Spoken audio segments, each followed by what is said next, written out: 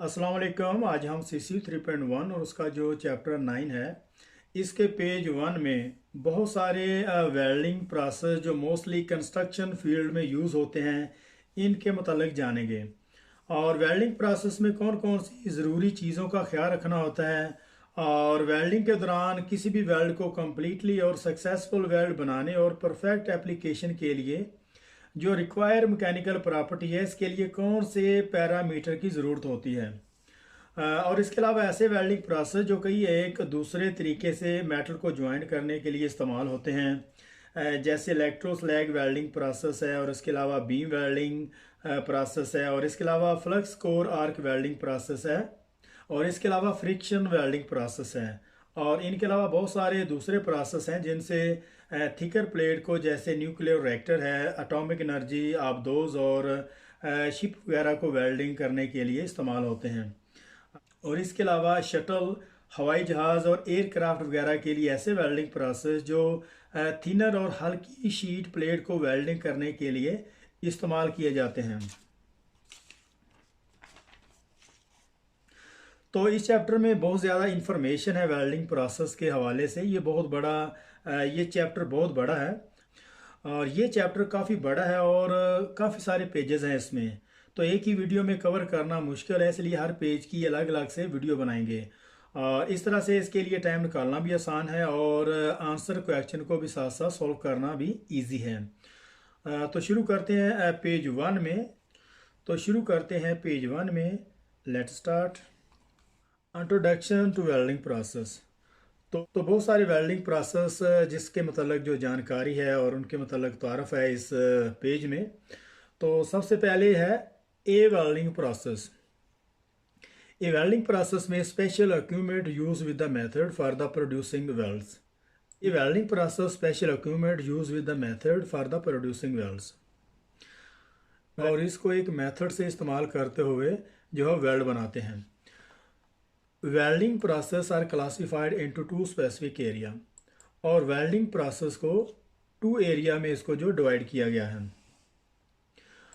Fusion welding process है, the weld require melting, mixing and resolidification. तो यहाँ पे उन्होंने दो वेल्डिंग प्रोसेस जो है वो दिए हुए हैं। उसमें फ्यूजन वेल्डिंग प्रोसेस है जिसमें है वेल्ड को जो है वो मेल्ट और मिक्स और उसके बाद जो है वो ठंडा किया जाता है। और उसके बाद नंबर 2 में solid phase state welding process है। तो सॉलिड फेस और सॉलिड स्टेट वेल्डिंग प्रोसेस में जो वेल्ड है उसको प्लास्टिक कंडीशन में जो है वो प्रोड्यूस किया जाता है। सबसे पहले हम बात करते हैं फ्यूजन वेल्डिंग प्रोसेस की। तो फ्यूजन वेल्डिंग प्रोसेस में जो वेल्ड के लिए जो रिक्वायरमेंट होती है उसमें पहले जो है वो मेल्ट किया जाता है, जैसे बेस मेटल है उसको भी मेल्ट करते हैं। और उसके अलावा उसमें जो इलेक्ट्रोड इस्तेमाल किए जाते हैं, और इलेक्ट्रोड के अलावा उसमें जो फ्लक्स इस्तेमाल होता है, जैसे बहुत सारे वेल्डिंग प्रोसेस है जिसमें जो है फ्लक्स इस्तेमाल किया जाता है, जैसे इलेक्ट्रोस्लैग वेल्डिंग प्रोसेस है, ऐसा मेर्ज आर्क वेल्डिंग प्रोसेस है, और manual metal arc welding process. तो इन प्रोसेस में जो फ्लक्स इस्तेमाल किया जाता है और उस फ्लक्स में बहुत सारे एलिमेंट ऐड किए जाते हैं, और जो बहुत सारे पर्पस के लिए उसको जो है वो इस्तेमाल किया जाता है। तो बेस मेटल को मेल्ट करते हैं, वो तकरीबन 60% जो है बेस मेटल उसमें मेल्ट किया जाता है वेल्ड दौरान वेल्डिंग के। और उसके अलावा उसमें इलेक्ट्रोड होते हैं, वो भी 25% होते हैं। और उसमें कुछ जो है वो एलिमेंट जो उसमें ऐड किए जाते हैं उसको भी जो है वो मेल्ट किया जाता है। और इनके अलावा इन सारे एलिमेंट को, जैसे बेस मेटल है, इलेक्ट्रोड है, और उसके अलावा फ्लक्स हैं, और फ्लक्स के अंदर जो उसमें एलिमेंट ऐड किए जाते हैं उन सबको मिक्स किया जाता है। क्योंकि फ्यूजन वेल्डिंग प्रोसेस में इसका जो टेम्परेचर है बहुत ज़्यादा हाई होता है, तकरीबन 6000 सेंटीग्रेड से भी ऊपर होता है।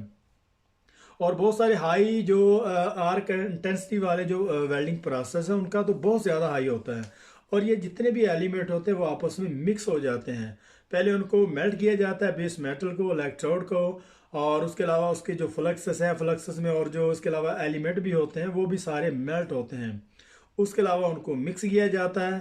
और उसके अलावा जब वो ठंडे होते हैं तो सेम एज ए जिस तरह एक पाइप की जो फॉर्म होती है उसी कैटेगरी की, उसी मैकेनिकली और उसी तरीके से उसकी जो स्ट्रेंथ वाइज सारी की सारी वो एक जान हो जाती है। बिल्कुल सेम एज ए जैसा पाइप होता है वैसा ही वो एक जो जॉइंट हमारा तैयार होता है बिल्कुल उसी तरीके से वो जो तैयार हो जाता है। और उसके अलावा नंबर 2 में solid phase solid state welding process है। तो इसमें जो वेल्ड मेटल को जो एक प्लास्टिक कंडीशन में जो है वो प्रोड्यूस किया जाता है। तो सॉलिड फेस और सॉलिड स्टेट वेल्डिंग प्रोसेस है, उसमें फ्लैश बट वेल्डिंग प्रोसेस है और उसके अलावा फ्रिक्शन वेल्डिंग प्रोसेस है। तो ये दोनों जो है वो इनमें जो वेल्ड को बनाया जाता है वो प्लास्टिक कंडीशन में वेल्ड को तैयार करते हैं। तो सबसे पहले हम बात करते हैं फ्लैश बट वेल्डिंग की। तो फ्लैश बट वेल्डिंग में क्या करते हैं, तो फ्लैश बट वेल्ड में क्या करते हैं कि दोनों पाइप्स को एक ही लेंथ में एक लेवल पे उसको जो है वो रखा जाता है और उसके बाद उसको जो है वो उसमें करंट जो है वो दी जाती है, हाई करंट डेंसिटी उसमें जो है वो उसमें से गुजारी जाती है और गुजारने के बाद उन दोनों पाइप को आपस में एक दूसरे के करीब किया जाता है। और करीब होने के बाद जब उसकी जो इलेक्ट्रिसिटी है, उसकी जो पावर है अक्रॉस द दोनों पाइप के गुजर जाती है, तो फिर उसमें क्या करते हैं, उसमें हल्का सा एक गैप जो है वो पैदा किया जाता है, हल्का सा उसमें गैप। तो उन पाइप के दौरान आपस में थोड़ा सा एक गैप बनाते हैं। तो उस गैप आने की वजह से उसमें जो है वो एक आर्क बनती है। जैसे अगर हम बात करते हैं किसी भी केबल की, जो कॉपर केबल है जिसमें हाई वोल्टेज जो गुजर रही है, अगर उसमें कहीं से भी अगर कोई जोड़ लीक है या अगर उसका नट बोल्ट जोड़ है या जिसको हमने उसको जोड़ लगाया अगर वो प्रॉपर तरीके से नहीं लगा, उसमें थोड़ा लूज है, तो वहाँ पे वो बहुत ज़्यादा हाई हो जाता है और इतना हाई होता है कि वो बाजू का लाल भी हो जाता है उसका कलर। तो उसी तरीके से इसमें जब जो एक गैप बनाते हैं तो गैप आने की वजह से उसमें जो है वो उसके फ्रंट वाले दोनों पाइप के जो पार्ट्स हैं उनके जो लीडिंग एज हैं, वो जब उसमें आर्क बनती है तो उसमें रेजिस्टेंस हीटिंग पैदा होती है, जिस तरह अभी हमने वो केबल वाली मिसाल दी है। तो इसी तरीके से वो मेल्ट होते हैं और मेल्ट होने के बाद उसको जो है वो उसका जो फ्रंट वाले एज हैं वो इतने मेल्ट हो जाते हैं कि बिल्कुल उनका जो कलर है वो लाल हो जाता है। और उसके बाद जब हम देखते हैं कि वो अच्छे तरीके से पिघल गए हैं वो उनको फिर एक्सियल लोड उसमें जो है वो प्रेशर दिया जाता है, उसको दोनों तरफ से दबाया जाता है और दबाने के बाद उसकी जो पिघला हुआ उसका जो कंटेंट होता है, जो उसका जो मटेरियल होता है, जो मोल्टन स्टेट फॉर्म में जो उसका पिघला हुआ मोल्टन होता है, और वो कुछ तो पाइप के अंदर जैसे एक रूट की शक्ल में और कुछ जो है वो पाइप के बाहर जैसे हम उसकी जो एक्सेस वेल्ड मेटल जैसे कैपिंग वगैरह करते हैं, इस तरह से वो उसकी शक्ल बन जाती है जिसको हम फ्लैश कहते हैं। तो वही फ्लैश जो है वो प्लास्टिक कंडीशन में जो है एक तैयार हो जाता है। तो इसको फिर हम सॉलिड फेस और सॉलिड स्टेट वेल्डिंग प्रोसेस कहते हैं। इसी तरीके से फ्रिक्शन वेल्डिंग प्रोसेस है। तो फ्रिक्शन वेल्डिंग प्रोसेस में सेम इसी तरीके से दोनों पाइप को जो है आपस में एक मशीन में उसको हेल्ड किया जाता है एक चक में, और दोनों को जो फेसेस है उनको आपस में करीब लाया जाता है और एक साइड पे उसकी जो चक है उसको हाई आरपीएम पे उसको जो है वो रोटेट किया जाता है। और हाई आरपीएम पे रोटेट करने की वजह से उसमें बहुत ज़्यादा जो फ्रिक्शन पैदा होती है, उसी फ्रिक्शन की वजह से जब उसको हम जिसको रगड़ाई कहते हैं, जब कोई भी चीज़ अगर हम आपस में फॉर एग्जांपल अगर कोई चीज़ आपस में अगर तेज़ी से एक दूसरे के साथ जो उसको घुसाते हैं तो उसमें हीटिंग पैदा हो जाती है। तो इसी वजह से दोनों पाइप के जो लीडिंग एज है उसमें फ्रिक्शन की वजह से जो है वो बहुत ज़्यादा वो हीट हो जाता है और इतना हीट हो जाता है कि बिल्कुल वो एक लाल हो जाते हैं और वो बिल्कुल एक पिघले हुए मादे की तरह एक पिघले हुए मोल्टन स्टेट में उसकी जो कंडीशन आ जाती है। और फिर उसी को भी इसी तरीके से उसको जो है वो एक्सियल लोड उस पर जो ऐड किया जाता है, दोनों तरफ से उसको प्रेस करते हैं और फिर उसका सेम उसी तरीके से फ्लैश बनता है जैसे हमने जो फ्लैश बट वेल्ड जो प्रोसेस है उसकी बात की है। तो इनके अलावा बहुत सारे इस तरह के वेल्डिंग प्रोसेस है जिनको सॉलिड फेस और सॉलिड स्टेट वेल्डिंग प्रोसेस के थ्रू उसको जो वेल्ड किया जाता है। और इसके अलावा the four main requirement of the any fusion welding process. तो यहाँ पे वो कह रहा है कि वेल्डिंग फ्यूजन वेल्डिंग प्रोसेस में जो वेल्ड के लिए जो रिक्वायरमेंट होती है वो चार मेन चीज़ें जो बहुत ज़्यादा इंपॉर्टेंट होती हैं और उनमें से सबसे पहले प्रोटेक्शन है और प्रोटेक्शन के बाद उसकी जो क्लीनिंग है और उसके बाद एडिक्वेट प्रॉपर्टी है और उसके बाद हीटिंग। तो किसी भी साउंड वेल्ड को बनाने के लिए उसमें जो ये चार चीज़ें जो रिक्वायरमेंट होती हैं जैसे प्रोटेक्शन है, क्लीनिंग है, एडिक्वेट प्रॉपर्टी है और हीटिंग। तो अब हम प्रोटेक्शन, क्लीनिंग, एडिक्वेट प्रॉपर्टी और इसकी जो हीटिंग है इसके मतलब जो थोड़ा सा इसमें जो है वो हिंट दिए हुए हैं, तो इसके मतलब थोड़ा सा अभी हम डिस्कस करेंगे। तो जो मज़ीद डिस्कशन है वो आने वाले पेजेस में की जाएगी। जैसे अगर हम बात करते हैं तो ड्यूरिंग वेल्डिंग उसमें जो प्रोटेक्शन की जाती है वो किन किन चीज़ों का उसमें ख्याल रखा जाता है। तो जब हम वेल्डिंग कर रहे होते हैं, जब आर्क वेल्डिंग जो प्रोसेस हो रही होती है, कोई भी अगर आर्क वेल्डिंग प्रोसेस हो रही होती है तो उसका जो वेल्डिंग का जो आर्क कॉलम है और उसको और जो बेस मेटल जो पिघल रहा होता है जिस पे वेल्डिंग हो रही होती है उसको जो है वो बड़ी प्रोटेक्शन की ज़रूरत होती है। Of the high molten filler metal in transit and base metal from the oxidation and to protect the weld zone from the ingress of gases such as hydrogen and oxygen। यहाँ तक इसको हम सबसे पहले जो है वो प्रोटेक्शन की बात करते हैं। कोई भी वेल्डिंग का प्रोसेस हो रहा था सबसे पहले हम उस एरिया को बैरिकेड करते हैं कि कहीं से उसकी जो ऑक्सीजन है या बाहर की दूसरी ऐसी गैसेस हैं जो उसमें जो है वो ज़बरदस्ती वेल्ड में जो है वो वेल्ड को डिस्टर्ब ना करें। और इसके अलावा जो बेस मेटल है उसको जो है वो ऑक्सीडेशन से बचाने के लिए उसकी जो शील्डिंग गैस जो उसको दी जाती है वेल्डिंग के दौरान, उसकी जो शील्डिंग गैस देने के लिए बहुत सारे डिफरेंट वेल्डिंग प्रोसेस में डिफरेंट उसके जो मेथड हैं। जैसे कि जो जिस वेल्डिंग प्रोसेस में जो फ्लक्स वगैरह इस्तेमाल होते हैं तो उन वेल्डिंग प्रोसेस में जो फ्लक्स मेल्ट होके जो वेल्ड मेटल और आर्क कॉलम को जो है वो प्रोटेक्ट करता है। और कुछ वेल्डिंग प्रोसेस है जैसे टिग है, मिग है और बाकी के दूसरे प्रोसेस में अलग से उसको जो एक सिलेंडर के थ्रू दूसरे उनको जो है वो शील्डिंग गैस जो है वो प्रोवाइड की जाती है। तो ड्यूरिंग वेल्डिंग जब उसको वेल्ड किया जाता है बेस मेटल को तो उसको ऑक्सीडेशन से बचाने के लिए जो उसकी जो ऑक्सीजन है वो बहुत ज़्यादा मैटर करती है, उस पर रिएक्शन करने के लिए उसको जो है वो बचाया जाता है। जैसे अगर हम बात करते हैं स्टेनलेस स्टील की, तो जब हम स्टेनलेस स्टील को वेल्ड करते हैं तो जो स्टेनलेस स्टील बेस मेटल है वो बहुत ज़्यादा ऑक्सीडाइज हो जाता है। एक तो अगर उसमें ऑक्सीजन रिएक्ट करती है तो दूसरा ये होता है अगर हम बहुत ज़्यादा हाई करंट डेंसिटी अगर उसमें यूज़ कर रहे हैं तो उसकी वजह से जो बेस मेटल में जो क्रोम होते हैं वो अफेक्ट हो जाते हैं। ये बेस मेटल के साथ साथ जैसे हमने पैरेलल की बात की है तो वहाँ पे जो है वो जंग है और इस तरह की दूसरी जो फॉल्ट वगैरह वो इसमें आ जाते हैं। तो ऑक्सीजन की वजह से वो मेटल रिएक्ट हो जाता है।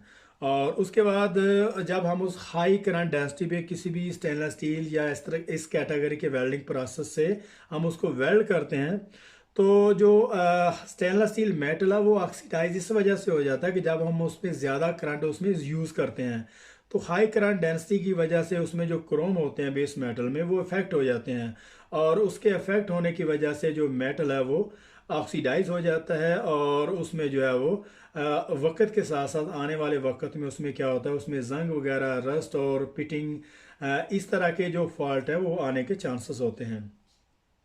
और इसके अलावा जब बेस मेटल और फिलर मेटल जो यहाँ पे वो बात करता है कि molten filler metal in transit, और जब एक फिलर मेटल जो है वो एक ट्रांजिट एक फॉर्म में जा रही होती है फिलर मेटल से एक मोल्टन स्टेट में, जब वो ट्रांसफ़र हो रही होती है और उस वक्त जो है वो ऑक्सीजन और जो हाइड्रोजन है वो उससे बचाना चाहिए उसको, वेल्ड मेटल की जो अच्छे से उसकी शील्ड होनी चाहिए। तो उसके अलावा हम बात करते हैं क्लीनिंग की। Of the high weld metal to remove oxide and impurities and refine the grain, यहाँ तक इसको हम देखते हैं। तो सबसे पहले हम जब किसी भी वेल्ड को बनाने के लिए उसकी जो प्रिपरेशन की जाती है उसको अच्छे से उसको जो है वो क्लीन होना चाहिए। और उसके अलावा जब हम उसको वेल्ड करते हैं तो वेल्डिंग के दौरान जो वेल्ड मेटल है उसको किस तरीके से रिफाइन किया जाता है। बहुत सारे मेटल ऐसे हैं जब उसको कास्टिंग किया जाता है तो कास्टिंग के दौरान बहुत सारी इम्प्योरिटियाँ, सल्फर है, फास्फोरस और बहुत सारी दूसरी चीज़ें उसमें रह जाती हैं। तो बाद में उसको जब वेल्ड किया जाता है तो वही इम्प्योरिटी वहाँ पे वेल्ड मेटल को जो है वो प्रॉब्लम क्रिएट करती हैं। और बेस मेटल में बहुत सारी जो इम्प्योरिटी रह जाती हैं उनको रिमूव करने के लिए, उसमें से ऑक्साइड को रिमूव करने के लिए, उसमें इम्प्योरिटी को रिमूव करने के लिए, उसके जो ग्रेन है उनको रिफाइन करने के लिए बहुत सारे एलिमेंट एजेंट उसमें ऐड किए जाते हैं। जिस तरह से अगर हम बात करते हैं एलुमिनियम की, तो एलुमिनियम जो है एक एलिमेंट है जिसको बेस मेटल में ऐड किया जाता है, उसमें इलेक्ट्रोड में भी ऐड किया जाता है और बेस मेटल में भी। तो इसका फंक्शन क्या होता है कि ये बेस मेटल को जो ऑक्सीडाइजिंग होने से बचाता है और जो वेल्ड मेटल का एरिया जिसमें ऐड किया गया है उसको जो है वो उसके ग्रेन को रिफाइन करता है। और जिस मकसद के लिए उसको ऐड किया जाता है इलेक्ट्रोड में या बेस मेटल में, उसके जो ग्रेन है उसको रिफाइन करता है। और उसके अलावा कार्बन है, तो कार्बन का जो मेन फंक्शन ये होता है कि इसमें इसके हार्डनेस और स्ट्रेंथ को ये इम्प्रूव करता है, लेकिन इसकी जो डक्टिलिटी है वो कम हो जाती है। और इसी तरीके से उसमें क्रोमियम है, ये ज़्यादातर जो है वो स्टेनलेस स्टील में इसको ऐड किया जाता है। अगर हम ग्रेटर देन 12% अगर इसे इस्तेमाल करें तो ये स्टेनलेस स्टील में इसको जो है वो इस्तेमाल किया जाता है। और ये बहुत ज़्यादा हाई टेम्परेचर पे मेटल को ऑक्सीडेशन से बचाता है। जैसे लो अलाइ स्टील है, अगर उसमें बात करें तो उसमें स्मॉलर देन 5% इस्तेमाल करके इसमें हार्डनेस और स्ट्रेंथ को ऐड किया जाता है। और इसी तरीके से मैंगनीज है, अगर इसको जो है वो ऐड करें तो इसमें टफनेस और स्ट्रेंथ को इंक्रीज करता है।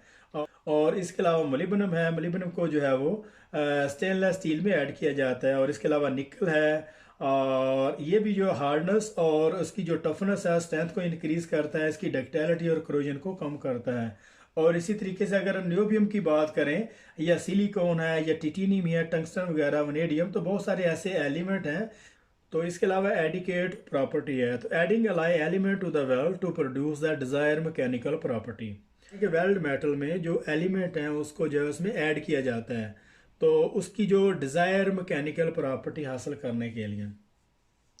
तो अगर फॉर एग्जांपल अगर मेटल हमें हार्ड या टफर चाहिए, जैसे अगर हम बात करते हैं कि अगर हमें टफर मेटल चाहिए तो उसके लिए उसमें जो क्रोम वगैरह है या उसकी जो मैंगनीज है या फिर इसके अलावा निकल वगैरह इस तरह के जो एलिमेंट ऐड करते हैं।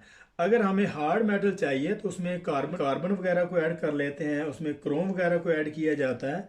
तो जिस कैटेगरी का मेटल हमें चाहिए होता है उस कैटेगरी के उसमें जो है एलिमेंट ऐड किए जाते हैं, ताकि हमें वो मैकेनिकल प्रॉपर्टी मिल सके जो हमें रिक्वायर होगी।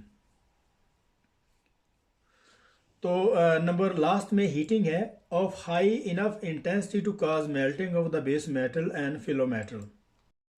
तो यहाँ पे लास्ट लाइन वो ये बात कर रहा है कि हमें जिन वेल्डिंग प्रोसेस को हम इस्तेमाल कर रहे हैं तो उनमें ये कैपेबिलिटी होनी चाहिए कि जो बेस मेटल हमारा उसको और फिलर मेटल को अच्छे तरीके से वो मेल्ट कर सके। उसकी जो हीट की जो इंटेंसिटी है वो इनफ होनी चाहिए कि कम से कम वो बेस मेटल और फिलर मेटल को अच्छे से उसको मेल्ट कर सके। तो पेज 1 में प्रोटेक्शन, क्लीनिंग, एडिक्वेट प्रॉपर्टी और हीटिंग को नॉर्मली सिंपली डिस्क्राइब किया गया है। तो पेज 2 में तफसील से इसके मतलब डिस्कस करेंगे। तो मिलते हैं नेक्स्ट पेज में, तब तक के लिए अल्लाह हाफिज़।